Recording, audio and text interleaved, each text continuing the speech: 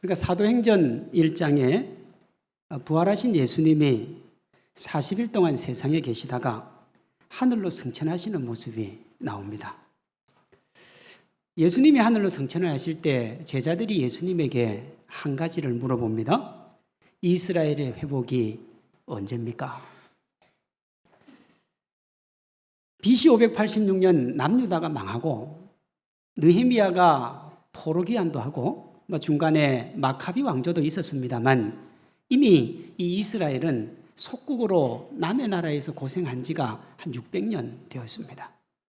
그러니 자기의 나라, 자기야 왕이 통치하는 그것 꿈꿀 수 있지요. 그래서 언제 우리가 한번 이스라엘의 회복이 옵니까? 라고 물은 거예요. 그때 예수님이 그들의 질문에 대해서 뭐라고 하시느냐? 그것은 하나님의 소관이니 너희가 알 바가 아니라고 그래요. 그건 내일이니까 너희들이 궁금해할 것 없다는 거예요. 그렇게 말씀하신 후에 주님이 이렇게 말씀을 하셨어요.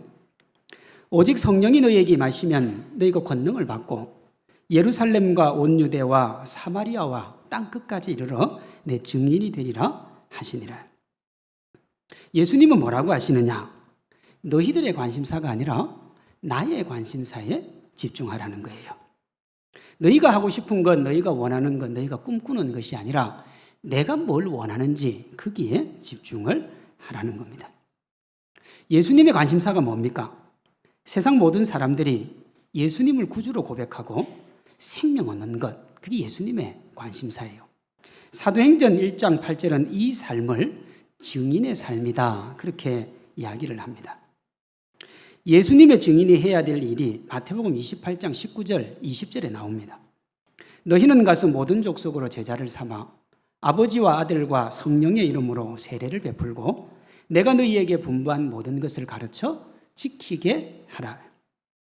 예수님의 관심사를 한마디로 말하면 뭡니까? 영혼 구원입니다. 우리는 이것을 지상명령이라고 하죠. 이 지상명령의 뜻은 가장 높은 곳에 있는 명령, 즉 누구도 거역할 수 없는 명령 하는 뜻입니다. 예수님을 믿는 사람이라면 누구도 거역할 수 없는 명령이 증인의 삶이고 증인의 삶의 목표가 뭐냐? 영혼 구원이라는 겁니다. 예수님을 구주로 고백하는 네가 살아가야 할 삶의 목표가 영혼 구원이고 예수님이 우리에게 그 삶 원하심을 가장 잘 보여주는 본문이 오늘 본문의 잃은 양 비유입니다. 이 비유의 중심에 길을 잃은 한 마리의 양이 있죠. 12절입니다. 어떤 사람이 양 100마리가 있는데 그 중에 하나가 길을 잃으면 그랬습니다. 예수님은 예수님을 모르는 사람을 길을 잃은 양의 비유를 하셨어요. 예수님 믿지 않는 사람들은 길을 잃은 사람입니다. 제가 1990년대 최전방에서 군생활을 했습니다. 철책을 왔다 갔다 하면서 경기도 파주에서 했는데 거기 보면요, 길이 있고 길이 아닌 곳이 있습니다. 여기 우리가 사는 이 대부분의 장소는 길이 아니어도 가면 됩니다. 그런데 전방에 딱 들어가면 길이 아닌 곳에는 팻말이 하나 붙어 있습니다. 그게 뭐냐 하면 길이 아니면 다니지 말라. 그게 딱 붙어 있어요. 근데 딱 이맘때죠. 한 이맘때가 되면 그 지천에 산딸기가요, 정말 빨갛게 지천을 이룹니다. 정말 먹고 싶은데, 정말 따고 싶은데, 그게 썩어서 문드러질 때까지 아무도 안 따먹어요. 왜 안 따먹냐? 길이 아니면 다니지 말라고 했기 때문에. 목사님, 그게 무슨 얘기입니까? 철책에서 건물을 하다가 보면 가끔씩요, 이 비무장지대 안에서 뻥뻥 터지는 소리가 나요. 가끔씩. 그건 뭐냐 그러면 이 고라니가 뛰어다니다가 지뢰를 밟은 겁니다. 근데 그 지뢰가 6.25 때부터 계속 심었으니까 심은 위치를 아무도 몰라요. 그러니까 그 안에는 언제나 위험이 도사리고 있어서 길이 아니면 다니지 말라고 한 거예요. 오늘 예수님은 이런 양들을 뭐라고 그러냐 그러면 길을 잃었다 그랬습니다. 여러분이 작정하신 오이코스, 여러분 주위에 있는 믿지 않는 사람들의 삶을 보면 길을 잃고 헤매고 있습니다. 길이신 예수님을 잃어버리고 자신이 생각한 길을 옳다고 여기고 길 아닌 그 길을 걸어가고 있는 거예요. 죽음과 생명의 갈림길에서 죽음의 길을 택한 겁니다. 그런데 정작 자신은 그 길이 생명길인 줄 알아요. 그 길 끝은 끝을 헤아릴 수 없는 깊은 낭떠러지인데 길 주변에 그들을 유혹하는 것들이 자신이 걸어가고 있는 길의 실체를 보지 못하게 하는 겁니다. 돈을 쫓고 명예를 쫓고 권세를 쫓지요. 그 길가에는 그런 것들이 있어요. 그래서 그거 추구하고 그것 또 이루어 놓은 것 지키려고 생각하다가 보면 내가 지금 어느 길로 가고 있는지를 모릅니다. 그러다가 천국 문 앞에서 주님 앞에 섰는데 주님이 그가 이루고 그가 달려온 길이 틀린 길이라고 말씀하시는 거예요. 오늘 본문에 예수님은 우리의 오이코스와 믿지 않는 이들이 자신이 걸어가는 길이 옳은 줄 알고 끝까지 그 길을 완주하기 전에 바른 길로 돌아올 수 있도록 우리가 그들을 도와주기를 원하세요. 아니, 그렇게 하라고 말씀을 하십니다. 그것이 100마리의 양 중에 하나가 길을 잃었으면 그 길 잃은 양을 찾지 않겠느냐 하는 12절의 반어적인 물음입니다. 이 반어적인 물음을 직설적으로 표현한 게 14절이지요. 이 작은 자 중에 하나라도 잃는 것은 하늘에 계신 너희 아버지의 뜻이 아니니라. 길 잃은 양이 계속 그 길을 가는 것이 아버지의 뜻이 아니니 어떻게 해야 됩니까? 길 잃은 양을 찾아서 나서야 되는 거예요.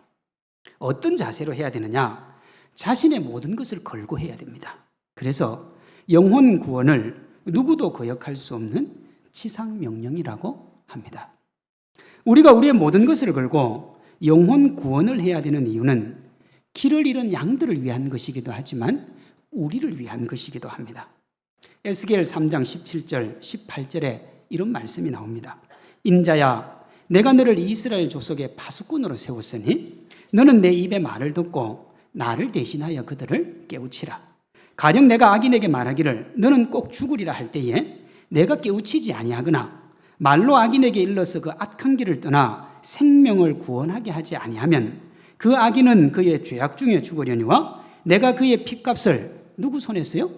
내 손에서 찾으리라 그랬어요. 하나님은 우리가 복음을 전파하지 않아서 길을 잃은 양이 그 길에서 헤매다가 종국에는 슬픈 죽음을 맞게 되는 경우에 그 죽음의 핏값을 우리에게서 찾겠다 그랬어요. 사도 바울은 그것을 이렇게 말했습니다. 내가 복음을 전할지라도 자랑할 것이 없음은 내가 부득불 할 일임이라. 만일 복음을 전하지 아니하면 내게 화가 있을 것이로다. 그러니 설령 그들이 우리가 전하는 복음을 거부해도 우리는 뭐 해야 됩니까? 그들에게 복음을 전해야 됩니다. 그것이 우리가 사는 길이에요. 에스겔 3장 19절입니다. 내가 악인을 깨우치면 결과에 상관없이 너는 내 생명을 보존하리라. 결과에 상관이 없어요. 전도는 오이코스도 살고 우리도 사는 길입니다. 예수님은 영생과 죽음의 갈림길에서 죽음의 길을 택하고 그 길 끝에 무엇이 있는지 인지하지 못하도록 주변에 있어 보이는 아름다운 부, 명예, 권세, 욕망과 같은 것들에 홀려서 결국은 파멸의 길로 가는 이들을 구원하고 싶어 하시는데 누구를 통해서 하고 싶어 하시느냐? 먼저 예수님을 믿은 우리를 통해서 하고 싶어 하십니다. 예수님은 그것을 반어적인 두 개의 질문으로 이끌어 가세요. 12절입니다. 너희 생각에는 어떠하냐? 이 질문을 오해하면 안 됩니다. 우리의 생각에는 어떠하냐? 그렇게 물었으니 우리의 생각을 말하면 되는가 보다 그렇게 생각할 수 있는데 절대로 그렇지 않습니다. 성경에 오라 우리가 서로 변론하자 하실 때는 가서 하나님과 변론을 하면 돼요. 섭섭한 것, 힘들고 아프고 답답한 것 주님과 함께 대화하면 됩니다. 그러나 우리가 오이코스를 하나님께 초청하는 영혼 구원에 있어서는 절대로 하나님이 우리에게 우리의 의견을 물어보지 않습니다. 영혼 구원을 할 것인가 말 것인가는 논의의 대상이 아니에요. 우리가 할 것은 절대로 거부할 수 없는 지상명령, 즉 모든 족속을 제자 삼아 하나님 말씀 지키는 사람, 증인의 삶에 대해서 아멘 하는 것밖에는 없어요. 다시 말씀드립니다. 너희 생각에는 어떠하냐 하는 이 질문은 영혼 구원을 위해 달려갈 것을 촉구하는 질문이에요. 12절입니다. 만일 어떤 사람이 양 100마리가 있는데 그 중에 하나가 길을 잃었으면 그 99마리를 산에 두고 가서 길 잃은 양을 찾지 않겠느냐. 예수님이 너희 생각에는 어떠하냐 그렇게 물으시고 예수님의 생각을 해답으로 제시하는 의도는 우리의 생각을 하나님의 생각에 맞추라는 겁니다. 반드시 찾으러 가야 한다는 거예요. 길 잃은 양을 찾으러 가서 찾으면 말할 수 없는 기쁨이 있으니까 너희가 찾아서 그 기쁨을 맛보라는 겁니다. 예수님은 이 기쁨을 13절에 이렇게 표현하셨습니다. 진실로 너희에게 이르노니 만일 찾으면 길을 잃지 아니한 99마리보다 이것을 더 기뻐하리라. 99마리보다 이것을 더 기뻐하신다 그랬어요. 어떤 성도님들 중에요, 이 말씀이 마음에 걸려서 영혼 구원하는 걸 주저주저 하시는 분들도 있습니다. 99마리는 예수님을 믿는 사람이고 길 잃은 한 마리는 예수님 안 믿는 사람이죠. 이것을 말씀에 대입시켜 보면 기존 신자들을 좀 소홀히 하는 측면이 없지 않나 하는 생각을 하게 되는 거예요. 실제 우리가 전도 축제를 하면 그렇지요. 모든 관심이 오이코스에게 맞추어져 있습니다. 안 오면 내가 편한데 오면 내가 손해도 좀 보고 불편할 수 있는 거예요. 그러니까 어떻습니까? 주저주저 할 수도 있습니다. 둘째 아이가 태어나면 괜히 첫째 아이가 둘째 아이에게 빼앗기는 것처럼 보이는 부모의 사랑을 더 받기 위해서 응석을 부리잖아요. 부모님 모르게 둘째 아이 꼬집기도 하고 괴롭히기도 하고, 그건 왜 그렇습니까? 자기가 지금까지 받고 있는 사랑을 빼앗긴다고 생각해서 그렇습니다. 근데 그건 사실은 순수하게 첫째 아이의 관점이죠. 둘째 아이가 자라면서 서로가 서로를 격려하고 버팀목도 되어주고 서로 가르치기도 하고 그렇게 성숙으로 나아가는 유익이 훨씬 더 많은데, 지금 자신이 누리고 있는 이익이 조금 줄어드는 것 때문에 그렇게 속상해하는 거죠. 자신이 보는 틀을 뛰어넘을 때 서로에게 유익이 되고 그제야 하나님이 참으로 영광을 받으시는 거예요. 99마리보다 길 잃은 한 마리를 더 기뻐하신다는 말씀이 99마리를 사랑하지 않는다는 말이 아니잖아요.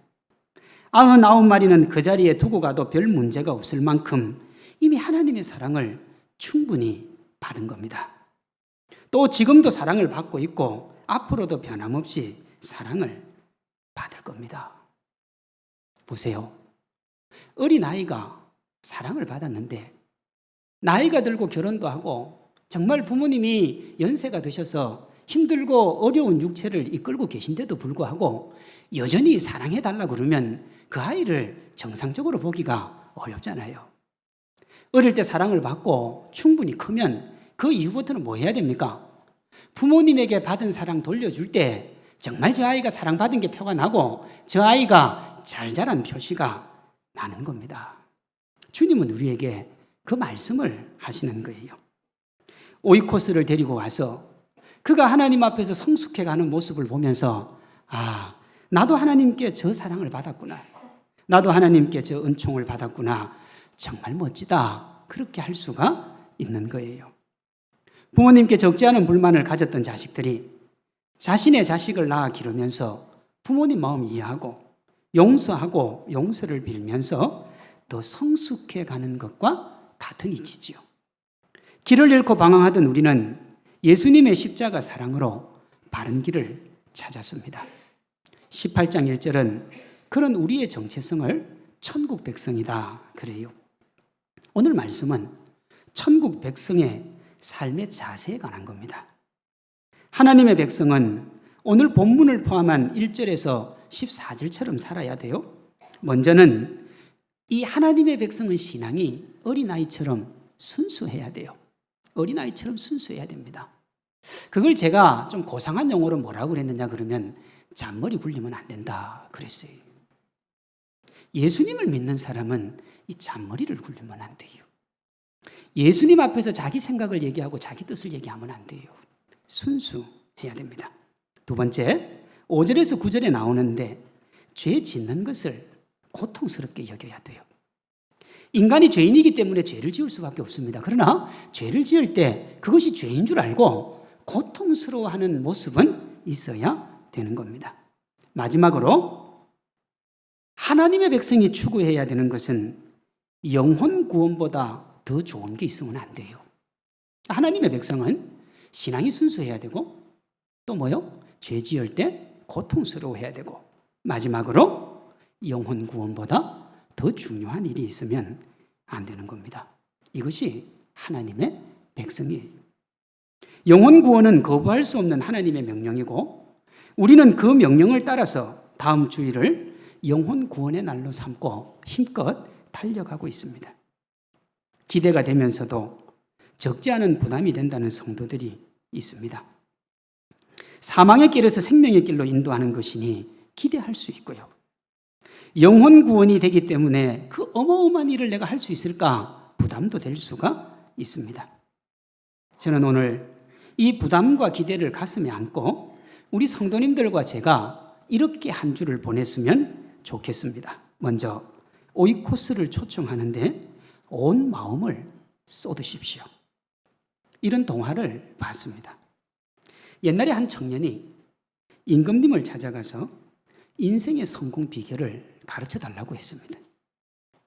그 이야기를 들은 임금님은 말도 한마디 하지 않고 컵에다 포도주를 가득 따라주고 그 청년에게 건네주면서 벼랑간 큰 소리로 군인을 한 명 부르더니 이 청년이 저 포도주잔을 들고 시내를 한 바퀴 도는 동안 너는 칼을 빼들고 그를 따라가다가 만약 포도주를 한 방이라도 엎으면 당장 칼로 목을 베라 그랬어요. 청년이 식은 땀을 흘리며 조심조심 그 잔을 들고 시내를 한 바퀴 돌아오자 임금님은 이렇게 물어봤습니다.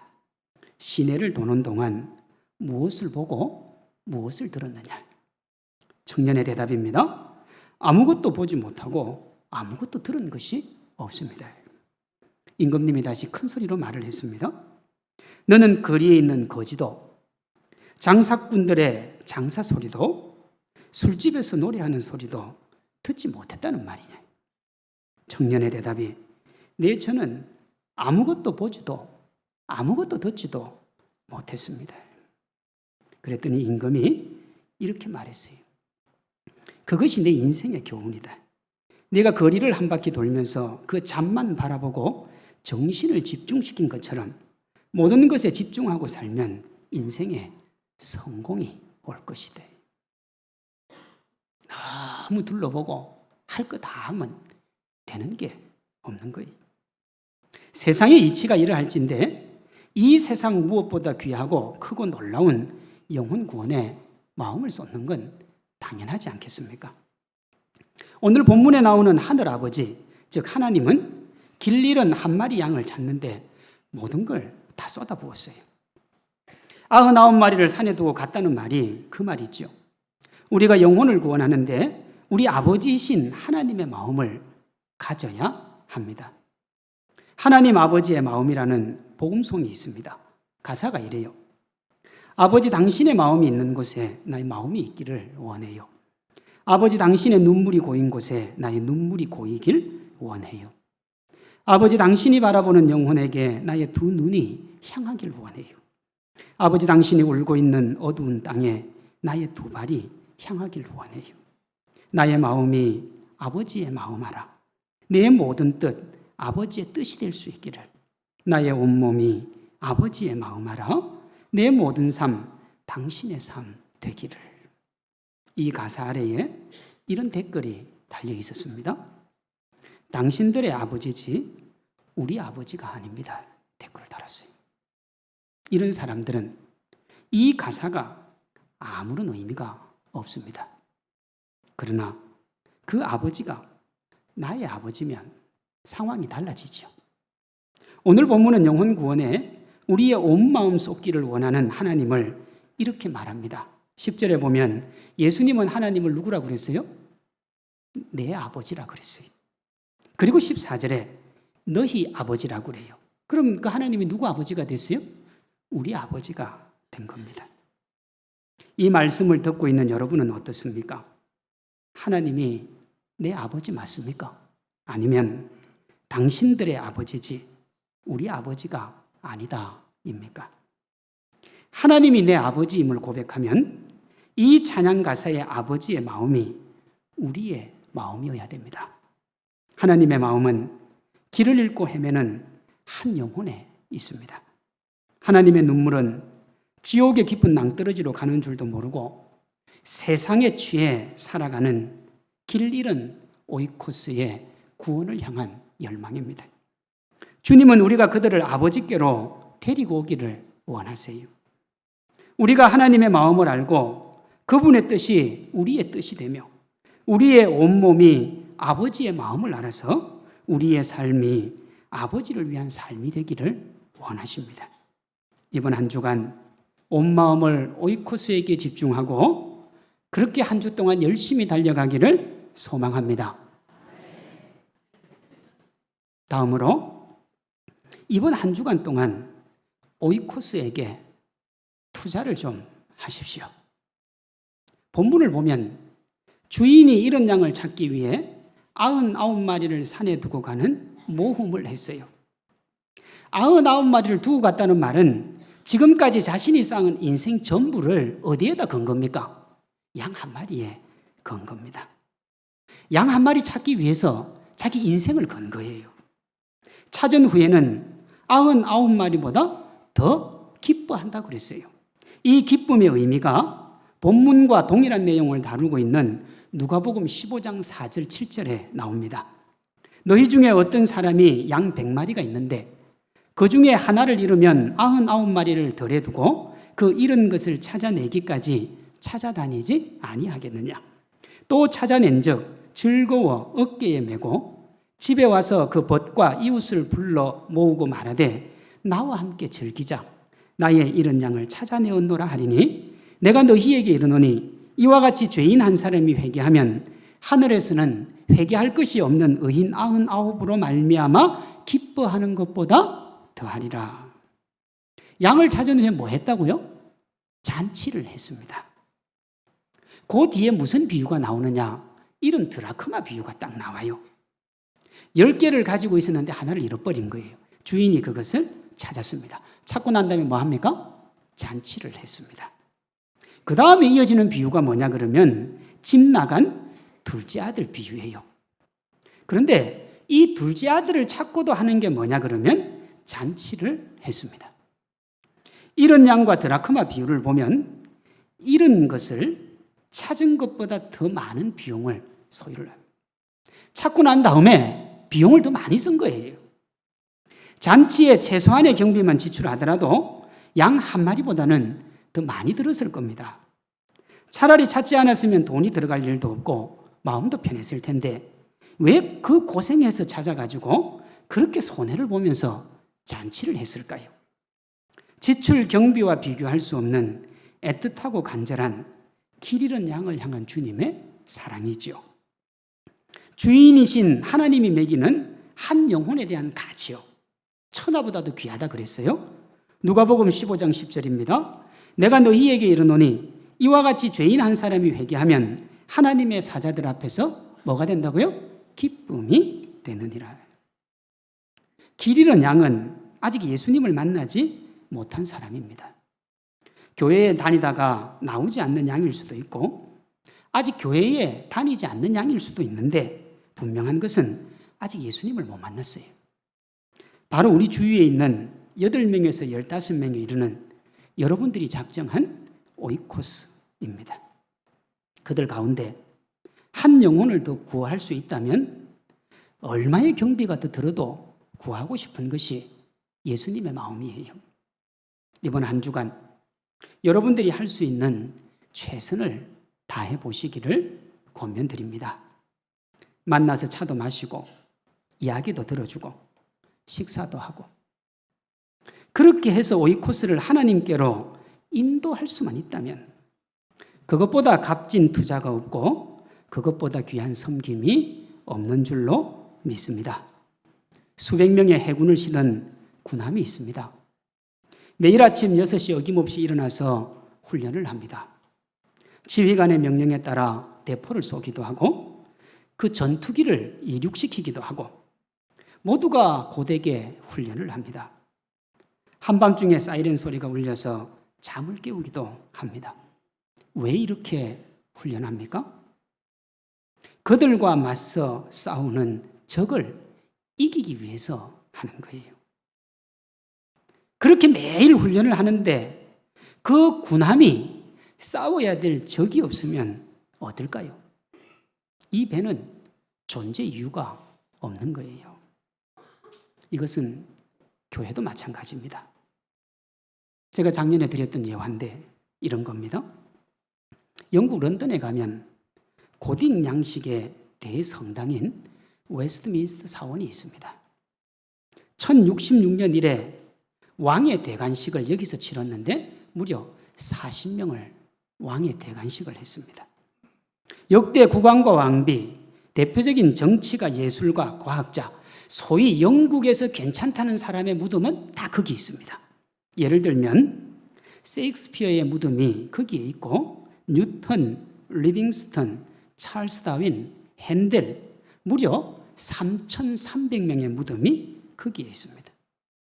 현재에도 왕실 결혼식이나 장례식, 국가 주요 행사는 다 거기서 열립니다. 그래서 영국에 가면 누구나가 보고 오는 관광지가 여기죠. 어느 날 이곳을 방문한 한 여성도가 위와 같은 내력을 잘 설명하고 있는 안내 가이드에게 이런 질문을 하나 던집니다. 선생님, 이 사원에 관한 설명과 내력을 제가 잘 들었습니다. 저에게 한 가지 질문이 있는데 최근에 이 사원을 통해 구원받은 사람이 몇 사람이 됩니까? 안내하던 가이드가 당황을 해서 말을 못했어요.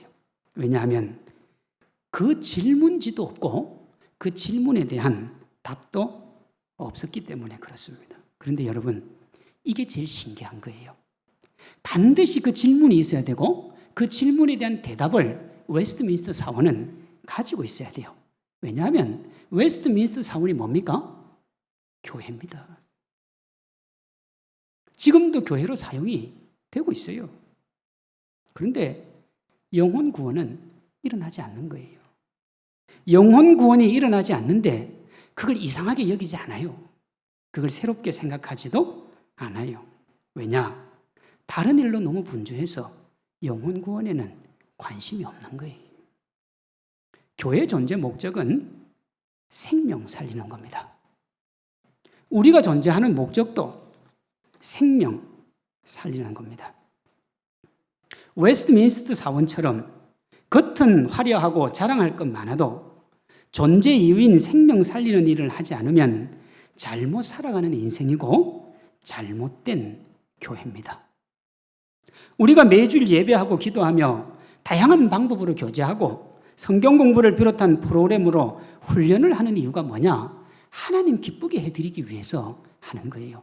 물론 여러분 그 과정 가운데 우리의 기쁨도 있습니다. 우리의 즐거움도 있어요. 그러나 궁극적인 목적은 하나님의 기쁨이죠. 하나님께 기쁨을 드리는 가장 좋은 방법이 뭐냐? 예수님의 지상명령에 충성하는 영혼 구원이요. 서두에 제가 지상명령을 누구도 거부할 수 없는 명령이라고 했어요. 왜냐? 그보다 더 높은 명령 없고 그 명령을 하신 분보다 더 위에 계신 분도 없기 때문이고 그 명령을 받은 이는 그분의 말씀에 절대적으로 충성을 해야 되기 때문에 그렇습니다. 이것을 어떤 분이 이렇게 설명했습니다. 지상명령은 칸트의 철학에서 정언적 명령이라고 정의하고 있는 것으로서 그 뜻은 행위의 결과에 구애됨이 없이 행위 그 자체가 선이기 때문에 무조건 수행이 요구되는 명령이다. 그랬어요. 이분이 예수님을 믿는지 안 믿는지는 모르겠어요. 근데 그 문구가 기가 막혀요. 뭐냐? 행위의 결과에 구애됨이 없이 행위 그 자체가 선이기 때문에 무조건 해야 된다는 거예요. 그것이 뭐라고요? 영혼 구원이 그렇다 이 말입니다. 길을 잃고 헤매는 한 영혼을 향한 뜨거운 가슴과 눈물로 그들에게 달려가는 것이 우리의 사명인 줄로 믿습니다. 당신들의 아버지지 우리 아버지가 아니라고 말하는, 우리가 그 사람들이 아니라면 오늘 우리가 달려가야 될 길은 분명한 거예요. 길을 잃고 헤매는 오이코스에게 찾으면 길을 잃지 아니한 99마리보다 더 기뻐한다는 하나님의 마음을 알려주는 겁니다. 세상의 명예, 권세, 물질로 누렸던 기쁨과 비교할 수 없는 하나님의 은혜로 오이코스의 삶을 채우는 기쁨이에요. 우리 모두가 함께 이 길 달려가기를 소망합니다. 축제를 선포하면서 이런 구호를 외쳤지요. 혼자 꾸면 꿈이지만 함께 꾸면 현실이 된다. 저 혼자 여기서 아무리 외쳐도 그것이 돌아오지 않는 메아리요 정말 꿈으로 끝날 수 있습니다. 그러나 함께하면 서로가 주님의 명하심을 기억하고 함께 하나가 되면 꿈 같은 이야기가 현실이 될 줄로 믿습니다. 그 어떤 희생을 치루라도 길 잃은 양을 찾고자 하시는 주님의 마음으로 영혼 구원에 최선을 다함으로 우리 모두 참된 기쁨 누리고 하나님께 영광 올려드리는 믿음의 주인공들 되시기를 주님의 이름으로 축원합니다.